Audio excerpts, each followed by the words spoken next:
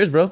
Salud. I was going to say, yo, we got to start with the toast, guys. Yeah. Salud. Salud. From the PNW to Chicling. NYC, all that. Let's get it. Fire. Salud. Wait, y'all drinking the whole thing or y'all taking Should we sips? full? I'm a full sign. because it's already 5. I ain't no PM. bitch. It's 5 p.m. somewhere. Let's go. Let's go. Cheers. I should have been a bitch. Fuck it. Oh. Let's go. Fuck. All right. That is not tequila. Sensational. That is not tequila. Welcome back, ladies and gentlemen, to another episode of PISO21. Today we have another extremely wild episode. Damn. Hold up. Are we going to get that wild? I don't know. We'll see. But Yeah, let's get wild. Fuck it. Let's do it. Ready for whatever. Ladies and gentlemen, today we have to address the elephant in the room. The one and only Frank Roth is in the building. Make some noise. Yes. I love that. Yes. Feel good. Beautiful place, by the way. Oh, thank you. Yes. Man, Frank Roth, welcome, man. I got to see just a little bit of your DJ set last night at Calle. If you missed it, you missed it. You got to make sure you check him out next time he's out here on the West Coast. But other than that, man, how you doing today? I'm feeling great. Feeling sensational, thankful, blessed. Hell yeah. And all the other adjectives. Hell yeah. In between. You know? For That's sure. fire. That's fire. We were just having a pre-conversation to this conversation, and let's get right into it, man. Why the elephant in the room? What's going on there, huh? So when I let me get the biggest misconception out of the way. It has nothing to do with anything sexual, anything like that. Because like when you tell people, especially you come from New York City, everything is pause out there, right?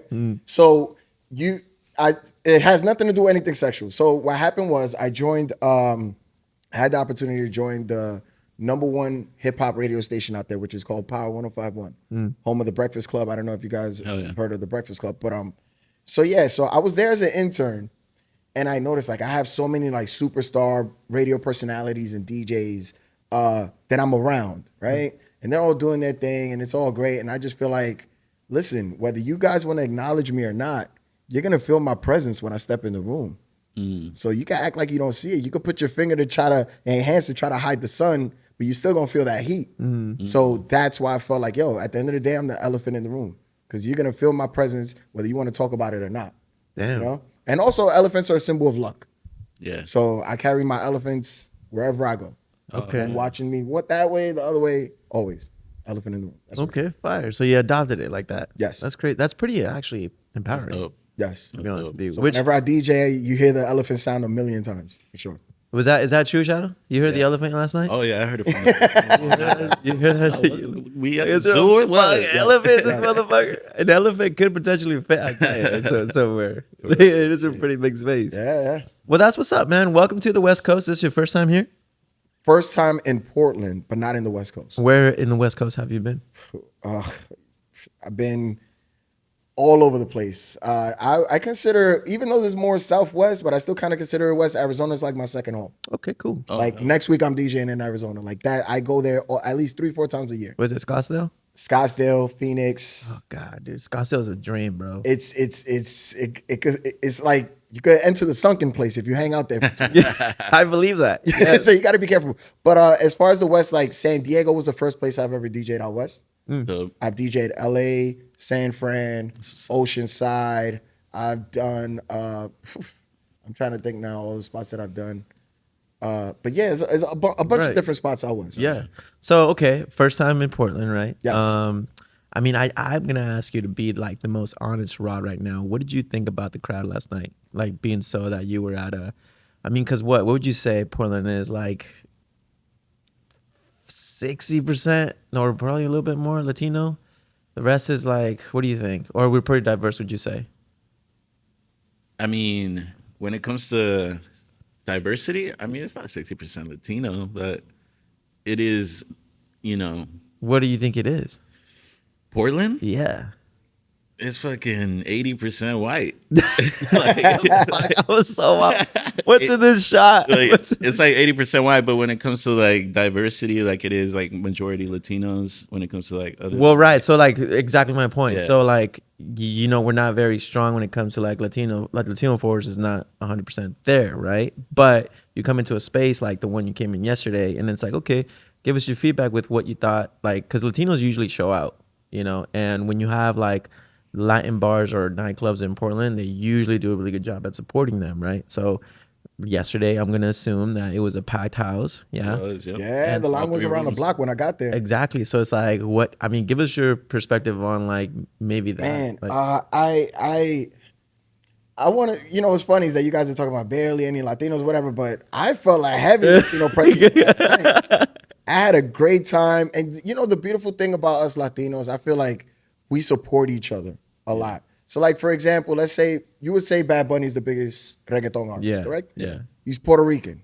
I'm Dominican. I don't care. We support the crap out of him. Yeah. If he's popping, One of like, us. you know, all get behind it and we go. That's right. You know, so like, I don't know exactly where you guys are from, but like, that I could play them both for a Mexican crowd and they still love it. They still have a great time. Yeah. And that's Dominican music, right? Or bachata, whatever. You know what I mean? Even yesterday I was playing some cumbias and I played some banda stuff and I enjoyed that.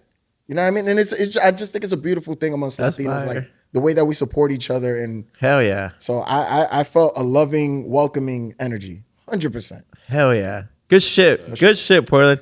And I mean, and I'm not talking about like our neighboring city, Shadow, because like Hillsborough is like fucking 90% Latino, Yeah. like Mexican. Woodburn. Woodburn fucking 100%. There's that one African American there. You know, so, but Portland itself, it is primarily white. So like, you know, for people to come out, they are coming out from these different spots, right? Yeah. But then Like 45-minute drives to yeah, come party at and Calle. that should tell you something because lot. you have a DJ, right, that's flying from fucking cross country, and it's like, damn, okay, you know, should we go support this cat? Do we even know like if it's gonna be good? Because it's a risk at the end of the day, right? Like DJing might be ass, you know. Not saying not saying you was or is. I'm just saying like people's conception of like, oh fuck, I don't know this DJ, like, you know, I don't know if I should go out there like that, especially if you're driving 45, 50 minutes. You have to think about the drive back. Is that worth it? And bro, people showed out. There's a line around the block, which is dope. Thank you, Portland. Thank you, Latinos rock it. Y'all do your thing always. Wait, can I ask you a question? Please, bro. You said you don't know if the DJ is going to be ass, right? Have you ever had an ass DJ? 1,000%. Oh yeah. 1,000. See, we yeah. can get spicy in a second, man. Let me know, man. Bro. There's multiple DJs that we've flown out That the we're whole That are in the night, band list? and we're just like, Bro, my God, yes, bro. We're like Without saying a name. the name that was getting. I mean, if y'all want to say, listen, this is your house, your home, I'm a guest here. But without saying a name, what made that DJ so ass? I'm a think of one. I'm not saying names, but the guy, and I'm not a DJ. I understand that. I'm full like I'm talking shit now. The DJ just did not understand how to read the room or read the crowd, and that was that's what I was gonna say. and that was tough because you're playing the song and it's like the DJ before, like the opener killed it, right? He did his shit. He should have headlined, right? Yeah. And then the dude goes on and he's nervous. First off, he's nervous, but keep in mind he's done this before. It's just, you know, something about the platform just kind of, I think he just got cold feet. That's what I'm guesstimating, right? Now he goes on, he plays a track. And I think he told Procy like, hey bro, like take over. Like, can you take over? Because he was like done. And he goes, nah, bro, this is kind of your set. Like, I'm not gonna take over. And he played a song and he went over to the next one, which is completely off, and people walked out. And I feel like when he started seeing that, it was like, I mean, as a business owner, that's bad for business. Yeah. Right? Like, bro, you're not keeping my money. Like, you're not keeping where the crowd where it's supposed to be at, you know? And you're not even doing this strategically because it's like, you know, sometimes there's fights. Yeah, put some Adele on, you know, like like turn it down. But no, it was really bad. And I remember I spoke to Procy and I was like, bro, like, Never again. don't ever God bless his heart and his DJ fingers, but they're not. Yeah. I just hope he's not from my city. That's all I'm worried about. No, he's not. He's not from the. You know, he's here somewhere. That just left him here saying no flight back. Whatever. Yeah. Well, since we're on that topic, have you ever had a moment like that where you're just kind of like, damn, like you're a little nervous, or you just kind of like maybe panicked a little, like? Honestly, I haven't felt nervous since like around the time I started DJing. Really? Yeah, because like, listen, this is show business.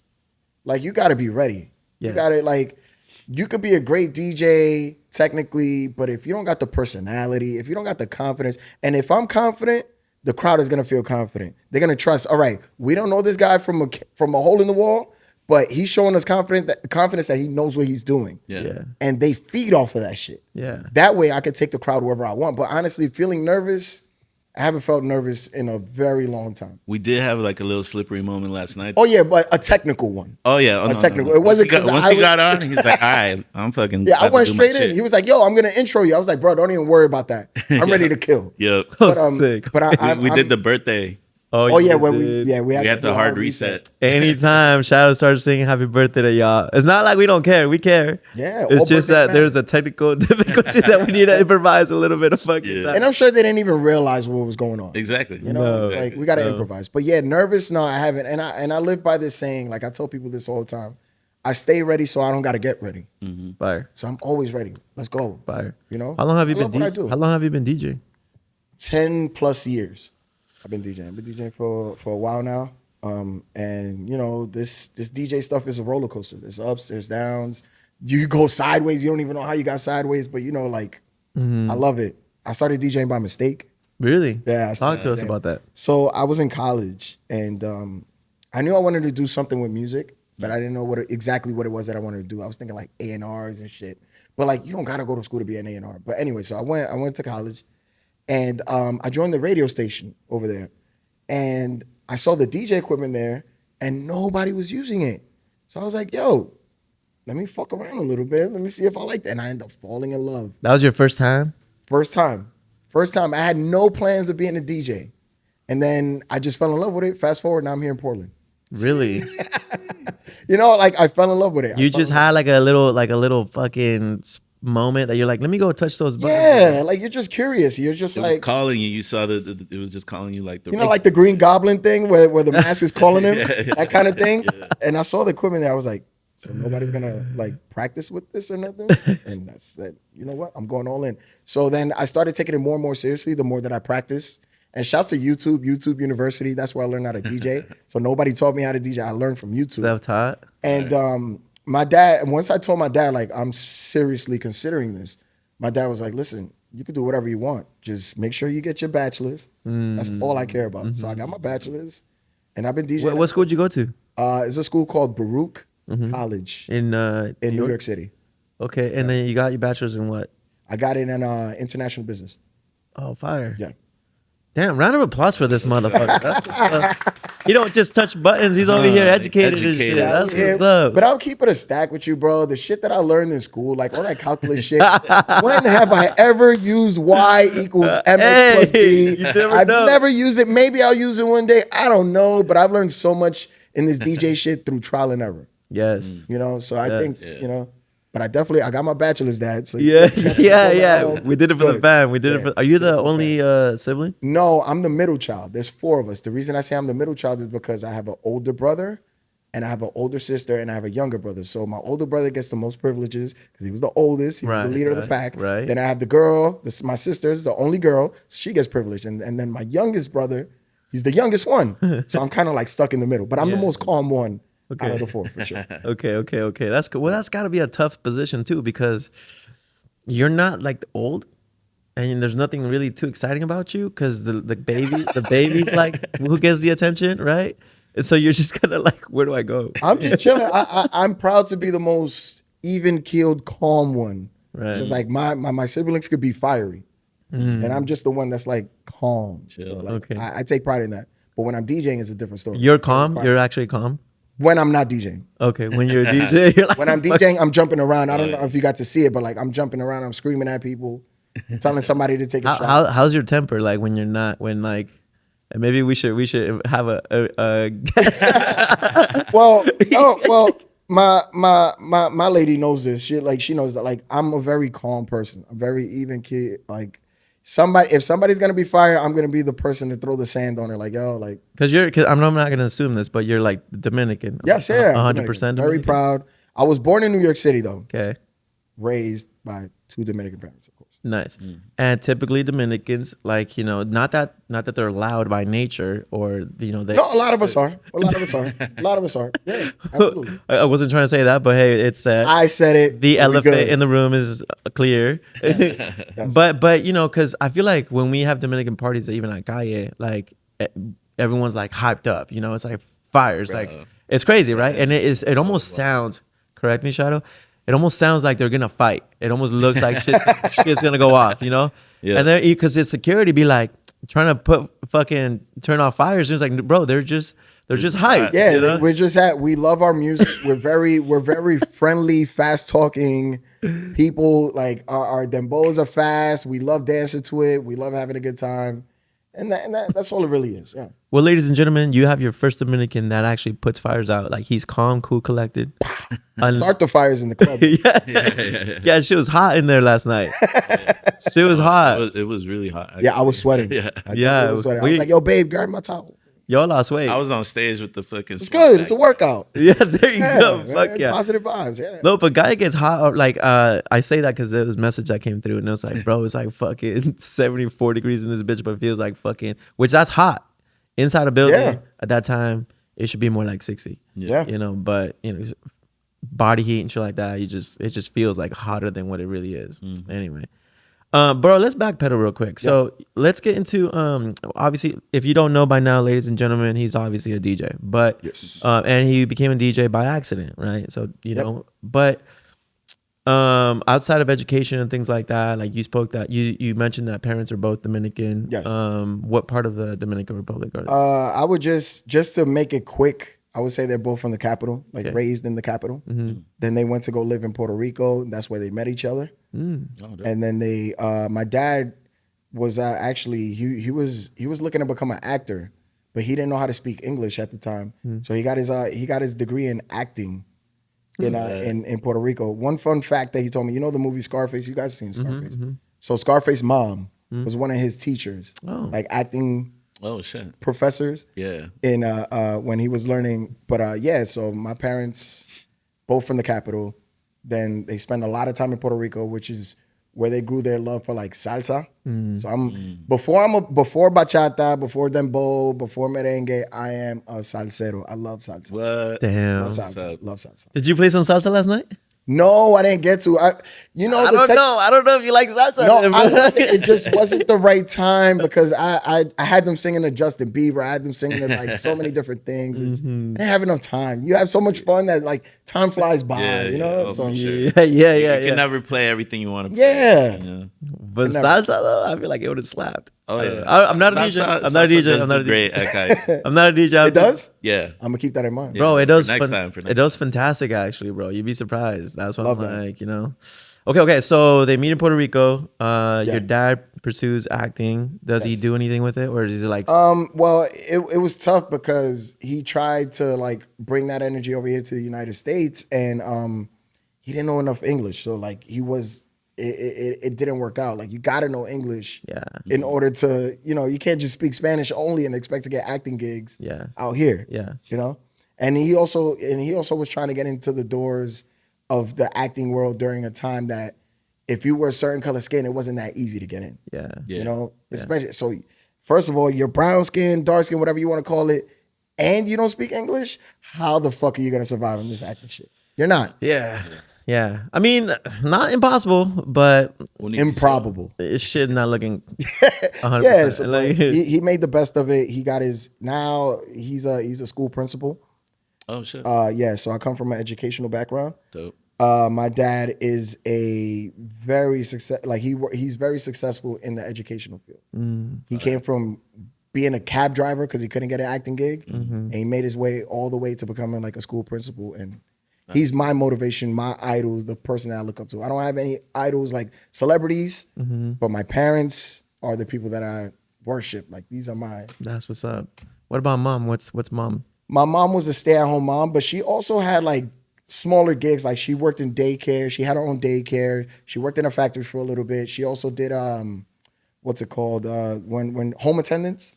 So she did like those like grimy jobs dealing with like angry ass older people. Yeah. Like blue collar work. but she definitely maintained the household while my dad was out working. She held it down. Very important. Yep. Yeah. Oh, yeah. So, and you already kind of answered this, but like how like critical was dad when it came to like pivoting with your like DJ gig, you know? Cause Oh man, if it wasn't for him, I don't think I could have taken this DJ stuff because he's the one that bought me my first turntable. so he was supportive. Yeah, he said, "Listen, I'll support you 1,000%. Just get your bachelor's." Right. You know. And after that, I was like, "That's it, no problem. I'm getting my shit." Like, Yeah. I wanted to get it anyway. Yeah. You know, so I got it because this DJ shit, you never know. Like, you need a fallback plan. Oh yeah. Yeah. Because you can't just free ball and say, all right, I'm dropping out of high school to become a DJ. Some people have, and good luck to you, but not, like, you got to be smarter than that. You still think that you can rely on DJing solely, or is there a fallback plan for you? No, DJing has been my source of income for a very long time, which I'm very thankful for, and the bookings keep coming, and I'm here. Right. So I'm definitely thankful for that. But do I want to be a 65-year-old DJ? Talk about, come turn up with me, looking embarrassing, Elevate the room, falling asleep on the set. You know what I mean? No, I don't. But I'll look straight into the camera when I say this. DJs, invest your money, save your money, because you never know. Like, we had that pandemic. And just because things are going great right now does not mean that it's going to go great forever. So save your money and invest it when the right time comes. Invest it, but definitely save your money. Yep. Yeah, yo, like that is wise words right there, and that's DJ Proceed actually for sure. I think he's a prime example of that. Yeah. I didn't know he was a DJ. Yeah. So yesterday when he told me, he was like, "Yeah, I'll be DJ." I went, "What? I didn't know." Bro, he's low key. He's top 5 in the city when it comes to like. Yeah, and a lot of people are gonna be like, "Y'all being biased because that's your homie." Yeah, sure, but no, I legit think that he is a good DJ. Salute to him. I need to hear him DJ. Yeah, He's dope, man. I'm surprised he wasn't on yesterday. I think he was gonna be on. Too many things happening that he had to handle. Yeah, he had to hold it down. Actually, yeah. He DJ'd in the Gold Room for a little bit when I had to go do the birthday. Oh, really? Yeah. Okay. Okay. He held it down. I came back. Everyone was like.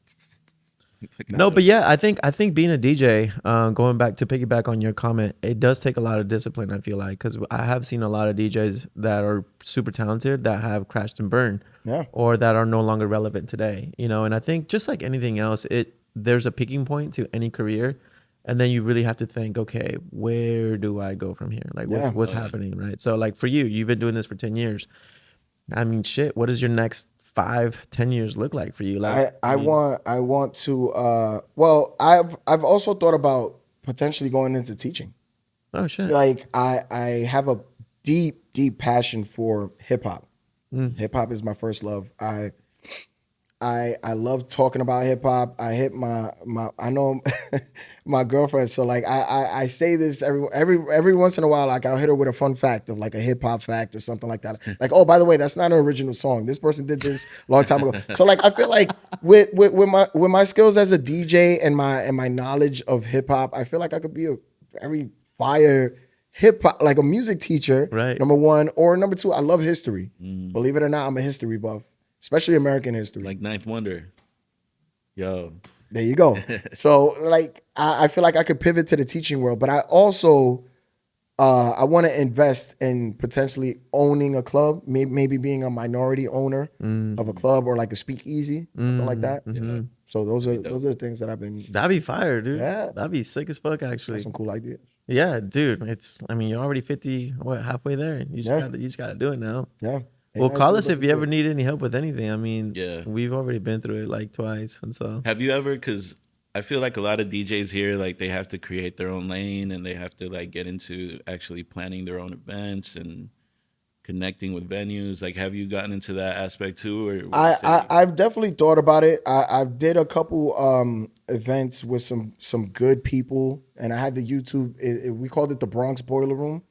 Oh shit! I have it. My mix is up on YouTube if you guys want to check it out. And ever since I did those events, I was like, yo, I need to start pivoting to doing my own events. But I'm so on the move all the time. Oh yeah. That it's kind of difficult. Yeah. But there's no excuse at the same time. So. Right. Yeah. Yeah. Yeah, for sure. I mean, yeah, planning your own events really does take a lot of energy and focus away from like. But it could be very profitable though. Yeah. I want to say more so than having your own club. I think, like if you can lock in and just throw your own events, and obviously you're keeping costs low and overhead whatever expenses are low and shit like that, it can be very profitable. And I say that from a position of like liability, because you think of like the club, that's your liability, like that it's just never gonna go away, and you're constantly stressing out over shit, right? It's your property. But when you, as a promoter or a DJ or whatever, like I'm gonna sound like an asshole, but you just go to someone's living room, take a shit, and you leave. Like taking shit is crazy. Like, you fuck it up, and you bounce, and then We just had some bad experiences with promoters coming in the Calle. Okay. And it's like, and then you write a check, and it's like, here you go, like, like, damn, this motherfucker just made a buck, and they're out. There's no more, Can I ask you guys another question? Yeah, please. What makes a good promoter and what makes a bad promoter? A good promoter, in my experience, a good promoter works with the club owner, with the business, in the sense of they're looking after the whole business, not just the party. A bad promoter comes in, they don't care about the business. They disrespect the space. They get belligerent drunk to the point where like they can't even collect a check because they're fucked up. They're pissing outside on your walls, right? That's all disrespectful shit, right? That you don't want to do to the person that's handing you the space. A good promoter looks after like, hey, look, let's maybe have security here, or hey, I saw this, work with me. Hey, can we do this to minimize the risk of a fight or some shit happening? Right. That's a great promoter because you understand that they're in it and they see the longevity of like the business, right? Someone that don't give a fuck, like it's like, I'm just gonna throw a party. Give me the keys to your house and we're gonna fucking it's Shit lit. right here. Yeah, it's lit. It's lit. They brought everyone that they said they were gonna bring, but fuck, like, is it worth it though? Yeah. Yeah, that's in my opinion. I don't know, Shadow. What do you think? I mean, I piggyback off that, like for sure. Yeah, a good promoter is just gonna be in tune with the whole space instead of just like worried about their money, their party, their moments, being like the life of the party, taking the shirt off on stage, fucking Taking the shirt off.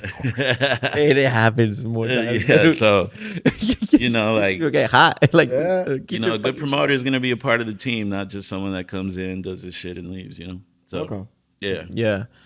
Yeah. But I mean, fuck, bro. At the end of the day, I mean, business is business, and I feel like people just, they have their own understanding of business, and it obviously reflects. Like, I think, I don't know, Shadow, what do you think? I was gonna say, I think for the most part, the promoters in Portland tend to gravitate towards their niche. For example, like promoters, in most cases, you don't have like a white promoter doing like Latin nights. They usually do like something that's more tailored to like their crowd. Yeah, and that makes sense. Yeah, but when something's hot, it's like everybody wants to be on that boat, and it's like, yeah, Bad Bunny is hot, but it might not work at your bar. You give out like rock vibes, Yeah. Like, why are you gonna do like a Raul Alejandro versus fucking Bad Bunny night? Like, that's just weird. I get what you're saying. You know what I mean? In Portland, that doesn't really happen. It's more like everyone usually like does what they're good at. Wouldn't you say so, Shadow? Oh, for sure, for sure. The cool thing is that there's Latinos in all the scenes. Like so you'll look at a pop-in house party, and there's Latinos all over that shit. Like, and same with like shit.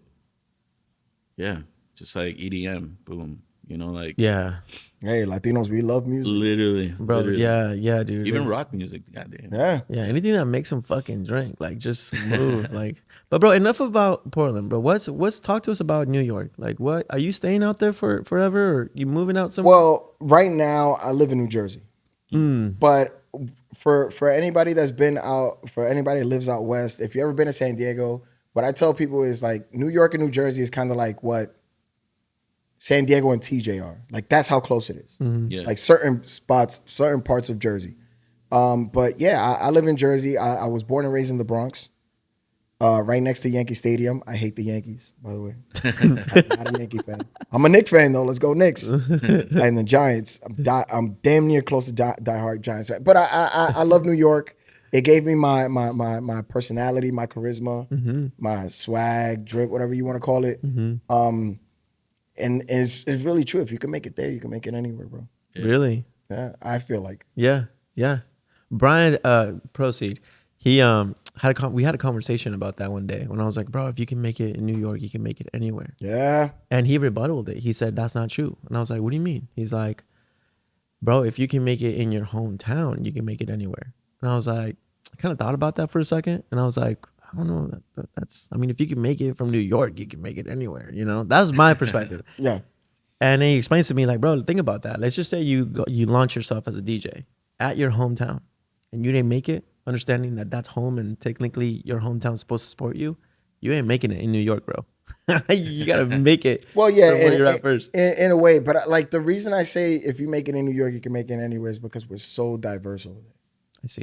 So like, and then at the end of the day, whether people want to admit it or not, like New York City, a lot of people look at us like we set the trends or whatever the case is, whether it's clothing, whether it's whatever the fuck that is. Like at the end of the day, when you think about the New Year's, when the ball drops, everybody's thinking about New York City. You know what I mean? Like, so I don't say that in a sense of like, oh, we're better than everybody else, but in the sense of like, it carries weight. Right. You know? Yeah. So you like, I feel like because I'm able to dabble in so many different styles and genres and cultures in New York City, you can make it anywhere. 1,000%. Yeah. When you put it like that, absolutely, that makes total sense. I mean, bro, the Cuban community in New York is like fucking, and even Miami, bro. Like it's you don't have that here. You know what I mean? So like somebody like a Cuban guy here that wants to DJ, they're gonna have to cater a lot more to like a Mexican crowd, versus a Cuban crowd. So like when you go, are you really gonna be ready to like serve Cubans, Venezuelans, like Colombians?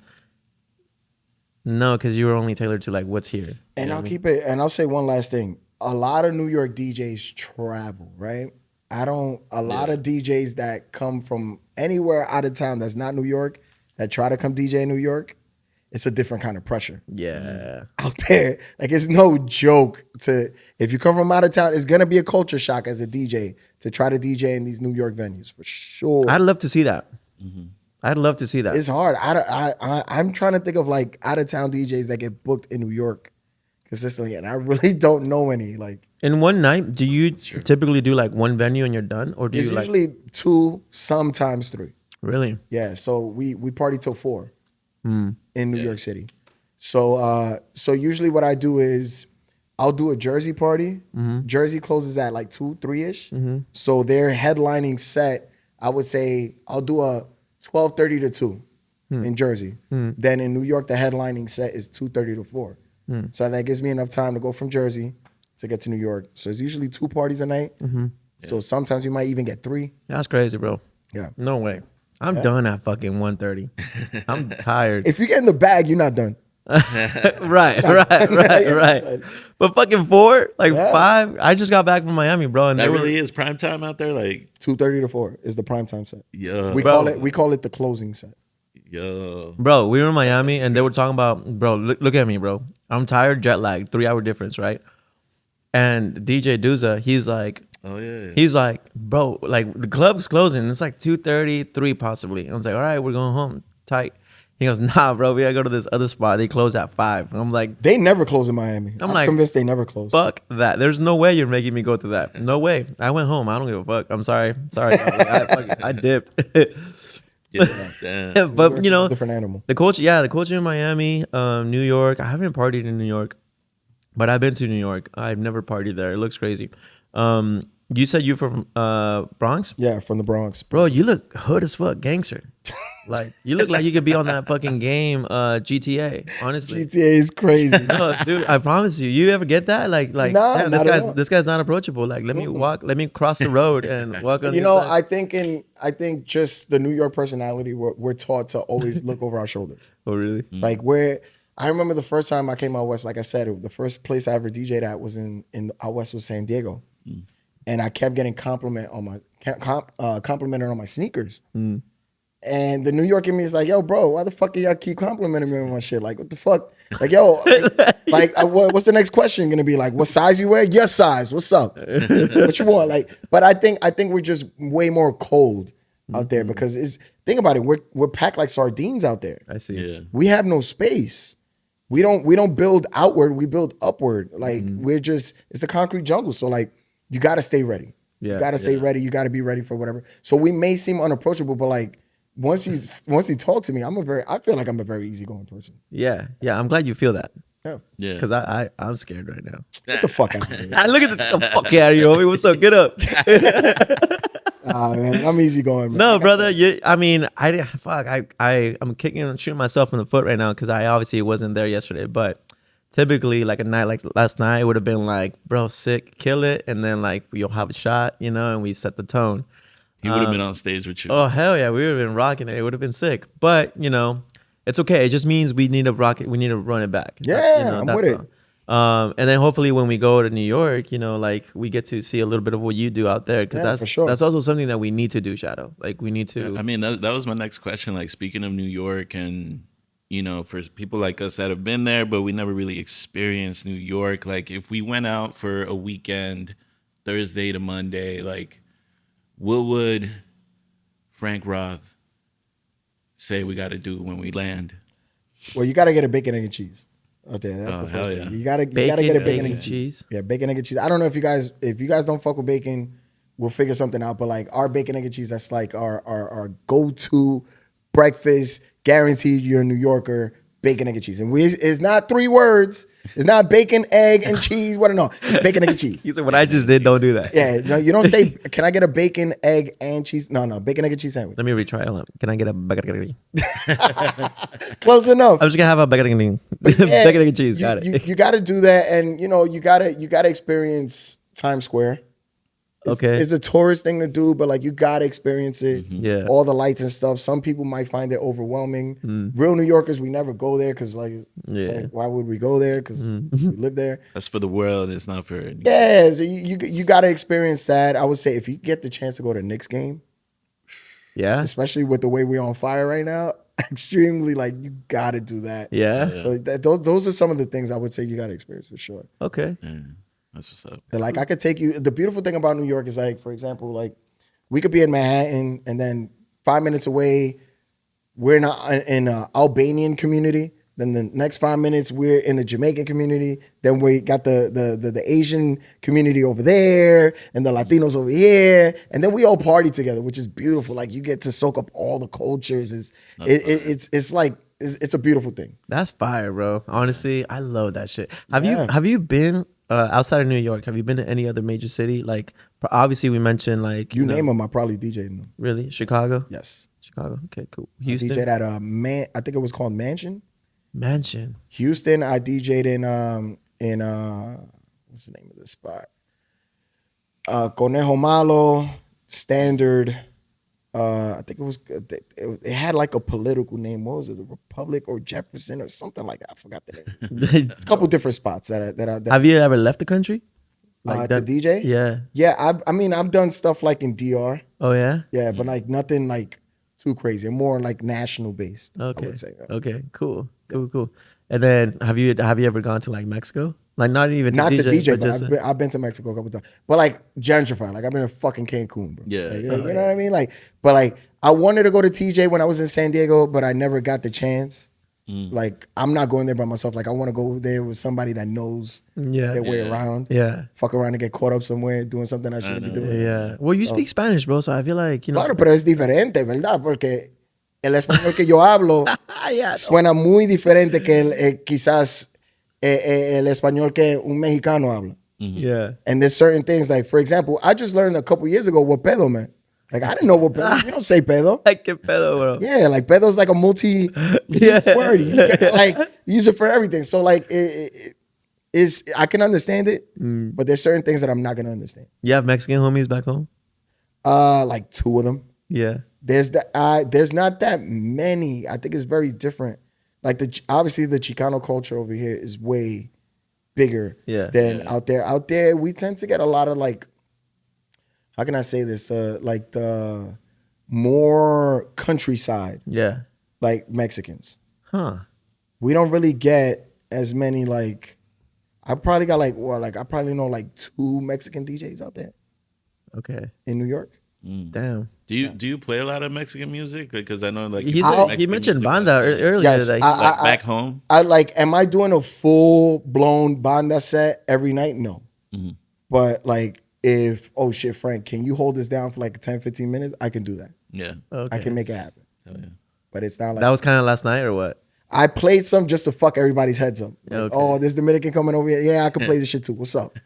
Feel See, me? there you go. That fucking attitude, bro. Like, But it's not like it's no chill. It's no chill. it's not like an anger thing. It's more like a confidence thing. You like, want yeah, fucking salsa? Here you like, go. What's bitch. up? What's up, baby? Let's go. I'm ready. Okay, gotcha. Yeah, for sure. Oh, yeah. I miss someone like me would misread because I'm obviously soft. I'm like, I don't want no conflict. I don't want no problems. Like, just chill out. And then and then my boyfriend comes up. He goes, "What's up?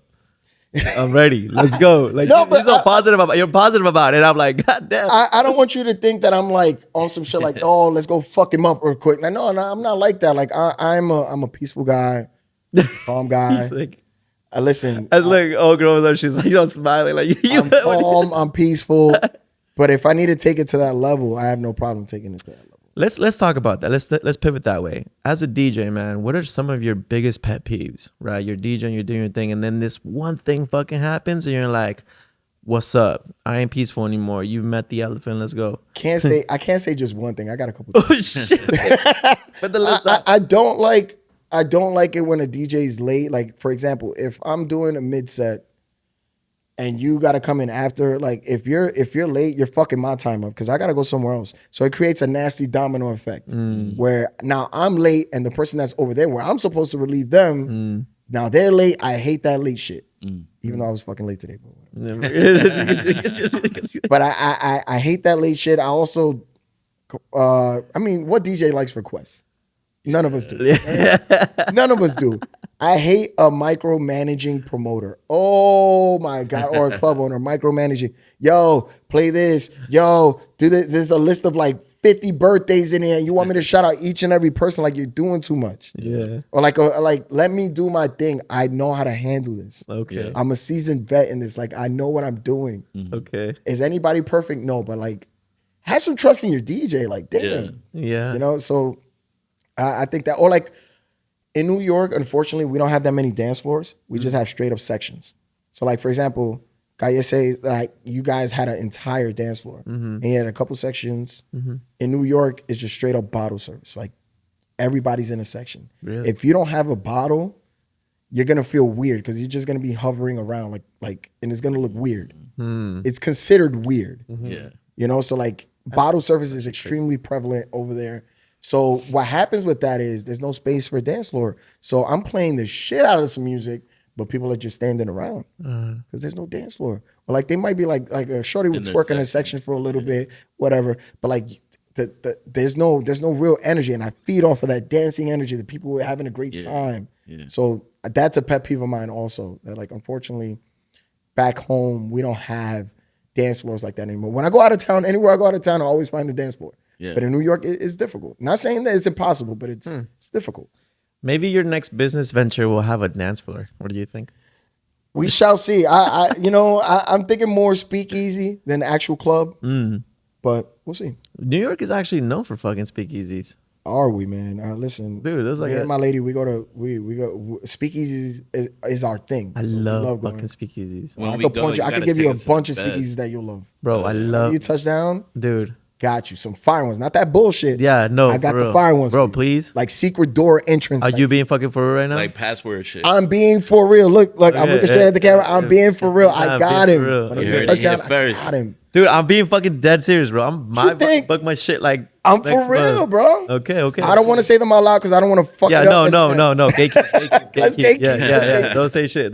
We ain't going nowhere. But yeah, dance floor is something that I value whenever I get the chance to DJ in a spot that has a dance floor. Why do you think that is? Like More 'cause- money. Yeah, honestly. That's simple. What's the bottle price out there? Like, for example, if you want a Henny, If you want, like, all right, on a weekend, you're spending $350 minimum if you're doing one bottle. That's actually cheap. between how many people? Well, I'm saying like not plus. Oh. Like so just straight up, like the bottle itself might be like 300 something, then plus tax, plus gratuity. Yeah. Yeah. Like that. So, Plus probably the table. but nobody's getting a Henny bottle. Everybody's getting Don or Classic Okay. or 42. Yeah. So Yeah. Okay. that bottle right there, that's the one that everybody's drinking right now. The 70. Yeah. I love that Yeah. bottle, bro. Yeah. I love it. It's got an emotional connection to me. So like we fuck with each They other. need to sponsor you guys, man. What's up, Don? Yeah, what's up? Y'all falling asleep. Talk to us, man. Wake up. Calle 6, the hottest, we have hottest had club a in few Portland. things Wake up. sponsored by Don Julio. Yeah. The what? The first reggaeton in La Calle was sponsored by Don Julio. Yeah, they sponsored. They went. Yeah, they. Did you hear about that? We made. Oh we man, made a little bit so of noise out Proceed here. was telling me about that, and he showed me videos. It looked like a fucking movie, an all-day movie. It was fucking crazy, bro. Yeah. I was tired. It was fucking wild. Yo, I do have a question for you, Padilla, because you brought it up a little bit ago. You said promoting and throwing events can be more lucrative than owning a club. Now that you've done, because you were heavy into the planning of Reggaeton en la Calle at Pioneer Square, it wouldn't have happened without you, you know? Like, so now that you have your hand in both things, like, what do you mean by that? By what Like, exactly? like how what was the contrast for you, like, where you were like, oh shit, we fucking killed it? Yeah, we did. So, and I don't want to say too much because Without getting too specific about numbers. yeah, I think that we fucked up for sure. Like, but it was because it's your first rodeo. It's your first rodeo. You're gonna do things that later you'll be like, fuck, we could have definitely done without this, or we could have maybe not done that, or we absolutely need more of this, you know. So because we went through a learning curve, I feel like I'm not satisfied with like the outcome. It was great, and the city supported, and you know everybody showed out. You know, thanks to everybody that came out. But if I know anything about myself, I'm like, okay, this shit could have definitely been done better, right? And when it gets done better, people enjoy more. People get to have an actual, more of an authentic experience. Not implying that this wasn't. It's just I know it could have been done better, right? So, and the people that went probably don't even know that. They're like, damn, this shit was lit. It was sick. It was cool. And again, thank you for showing out. In terms of like a promoter's perspective, I think that yes, if you throw a party like that, you can make some serious money for sure. You just now have to learn how to cut costs and how to stay organized and how to like make sure that even from the artists, like, you know, booking the artists, they need to make sense, right? Yeah. On the lineups, you can't just be like, okay, this person is hot, and because they're hot, you know, you're gonna book them, because you can still have a fire lineup and not necessarily break the bank. And bring a B tier, C tier artist, and it still pops. Exactly. Yeah. Exactly. So those are the things that, like, you know, me understanding that is the first event, I'm like, okay, like let's run it this way. Learning curve, shit, you know, it kicked you in the ass a little bit, whatever. You need that. You need to kind of, you know, growing pains. Yeah. But no, dude, I think, fuck, for anyone out there that's looking to do anything remotely close or similar to that, fuck, do it. I honestly do it. And I mean, if y'all have any questions, definitely reach out. I've never been the type to be like envious about nobody doing anything in the city. So like for me, it's more like, yeah, these are the tools that I use. This is what worked for me. This is what didn't. And fuck, everyone has their own way of doing it too. At the end of the day, that, you know, like they're gonna do it however the fuck they want to do it. Period. You know, all I could do is just maybe just say like my 2 cents on it, and what I thought was okay or what wasn't. Right. I don't know. Maybe what about you guys? Like for DJs, even where it's just kind of like, okay, hey, this guy's hot. Like, are you welcoming to anybody being like, yo, you know what, bro? Like, can you show me some shit? Or are you more of the like, nah, you know, I was self-taught through YouTube or whatever, and like you gotta. I don't have a problem teaching people. You know, like.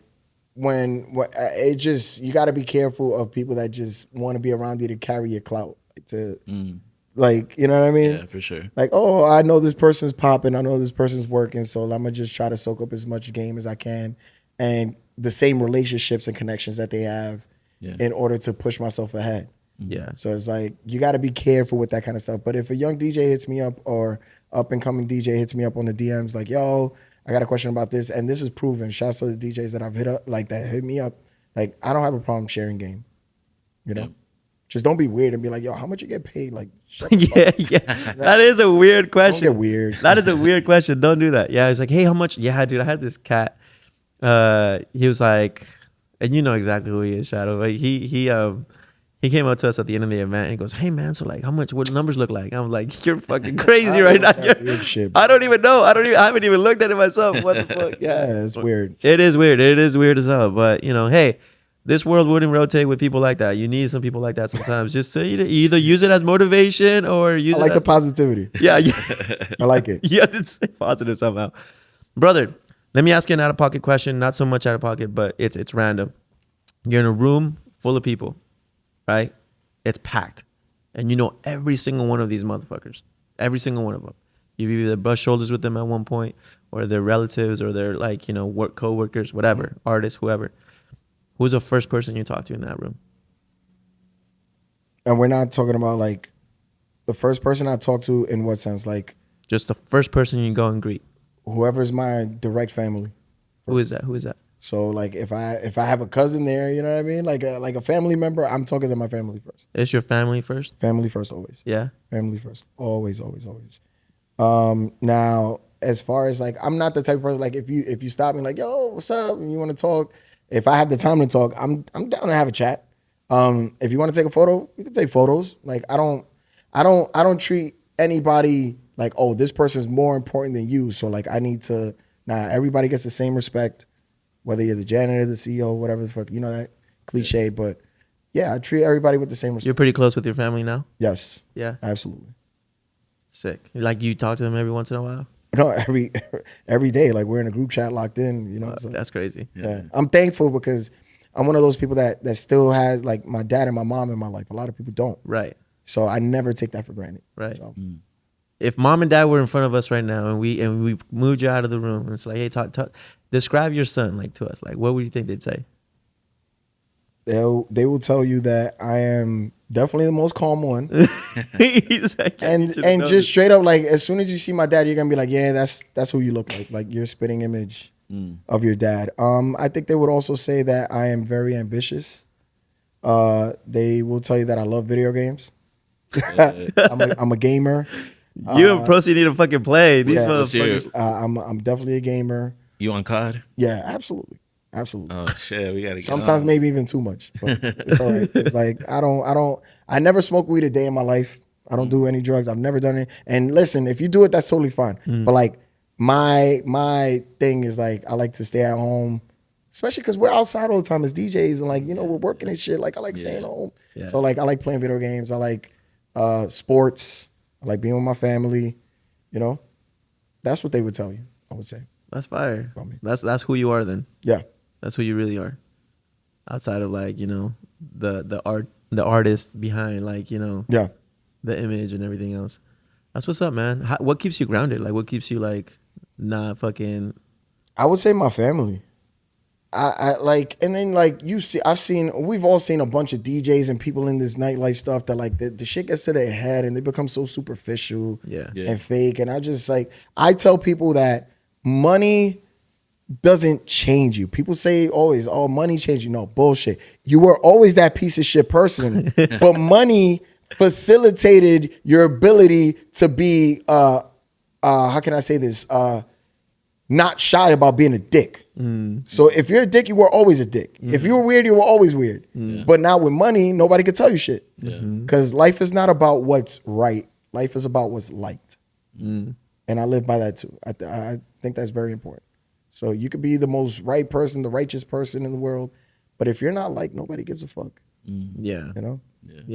Yeah. We know a few. A few. Not DJs, but like just I think overall like just people in nightlife. People in that life. Sure. It's just like they do walk around with. Go ahead, Shadow. Yeah, no. Like we've had. Y'all thinking about the same person. Yeah. Shotzi. We love you, bro. We don't. No, we Fuck don't. You. Just kidding. Hit him with that New York shit. Fuck out of here. Yeah, there you go. Fuck with you. Talk about. But yeah, I mean to keep it. I mean to go back to, obviously you're the elephant in the room. Yes.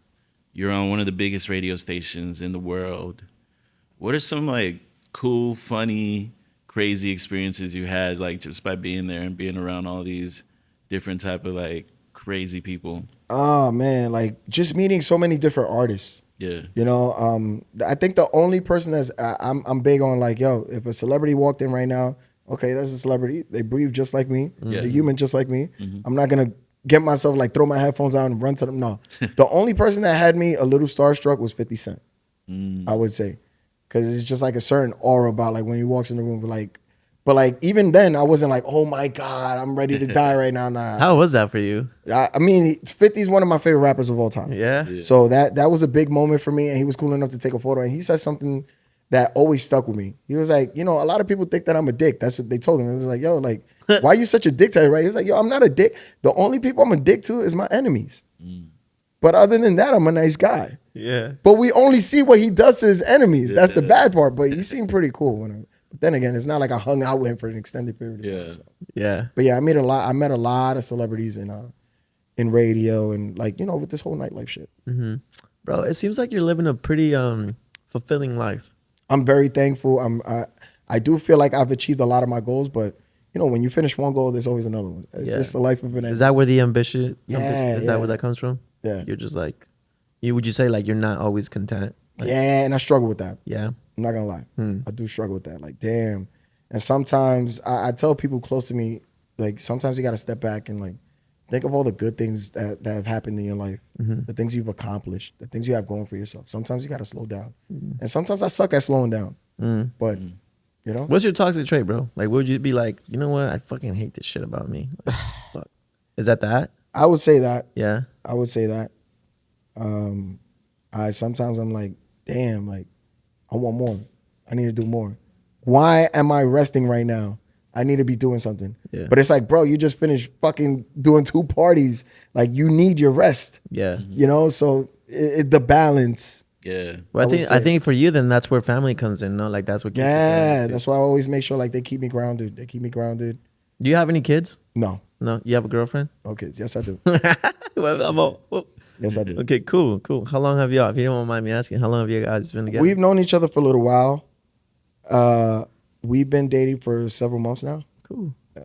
Cool. Honeymoon stage is lovely. I saw her in the club and I was like, yeah, she's gonna be mine soon. I told my security that. Yeah. In your words, how did that happen? Like, how did you? What made you be like, you know what? Yep, this is it. This is it for me. Let's go. I would say I just really enjoyed being around her. Nice. You know, and she felt very different from what I'm usually like around in the clubs and stuff like that. You know, and I was just very attracted to her.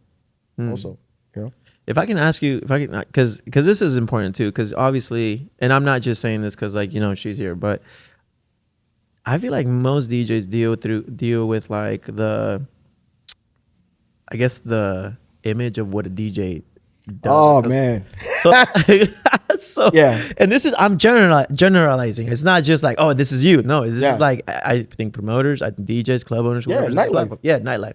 So it's like, okay, how like easy was it for you to be like, look, I really like you, right? Because most girls that go to the club have probably heard this 1,000 times from a DJ or promoter or a club owner. So it's like, okay, can you really, in your opinion, right? Not saying you're not, I'm just saying, give us perspective and shine some light. Can you really find love at the club? I definitely believe you can. I just think it has to be the right person. And it's almost like, what's the word I'm looking for? I think it's serendipity. It has to be the right person, the right time, the right moment. Everything has to be like aligned perfectly. And then you also have to be very clear, like, listen, I'm a DJ. I got to be outside. I got to look good. I got to look a certain way. You know, I can't have you in the clubs with me like looking like my chaperone and shit. You know what I mean? Like it's just certain lines that you have to like establish. Yeah. You know, and if that person is willing to be with you for real, they understand that shit. Yeah. And they don't look to make your life more difficult. They look for ways to make your life easier. Yes. It's very important. Yes. Yeah. I agree with that because a lot of the times, and we've seen it time after time, Shadow, where like, you know, a DJ will come in and like they'll come in with their significant other and their significant other's like right there, boom. And it's cool. I mean, that shit could be tacky. That shit, let's be honest, that shit could be tacky. It can. It really can. Yes. I'm keeping it a stack with you, bro. Like, I mean, yeah, I get that. And I guess I come from a position of like, it's cool with understanding that like, you know, different relationships are different. You know, like they have different expectations, different needs, wants, whatever. But you're right.